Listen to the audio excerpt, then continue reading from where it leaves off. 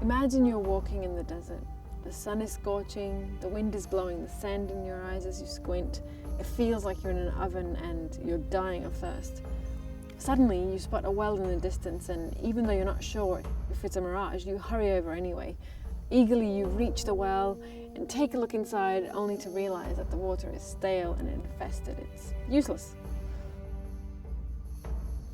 This is kind of what Exodus 15 talks about, something that the Israelites experienced long ago when they had finally been freed from hundreds of years of slavery in Egypt.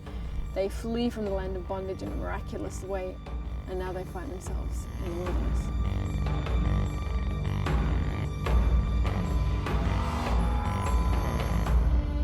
Three days into their wanderings, they still haven't found any water, and along with some complaining and grumbling, they desperately cry out to God for help. And along the way, they come to this place called Marah, and there they find water, but to their dismay, it's bitter. So it seems that they've come all this way just for nothing, freed from one thing just to die of another thing. Do you ever feel that way?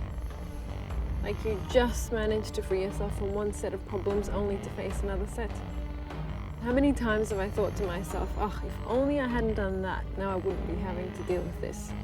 And that's what the Israelites thought too. Oh, if only we hadn't left Egypt, now we wouldn't be dying of thirst in the desert.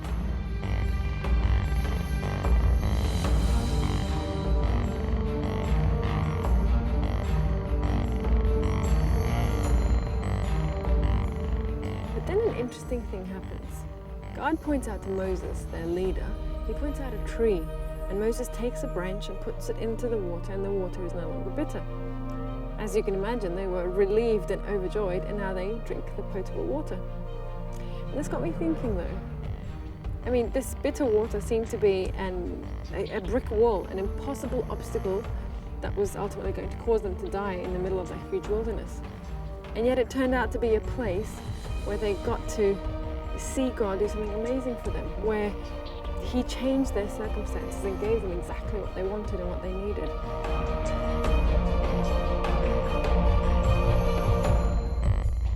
What if the things you and I are up against only seem to be obstacles? Is there something bitter in your life that you wish would be changed into something sweet? I know there is in mine, and yet at the same time I know that God has already turned some bitter things into some really sweet ones for me. If God can change bitter into sweet, then that water could have been sweet when they had first gotten there.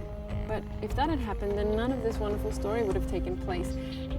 This way they were involved in their own story. They played a part in this transformation from bitter to sweet. They participated in this incredible episode.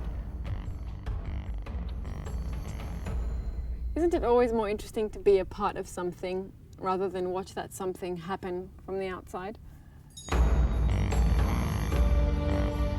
Look around you at your life.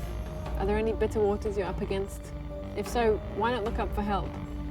Why not look around and see if there isn't anything you and God can do, something, a way for you to play a part in the transformation from bitter to sweet in your life?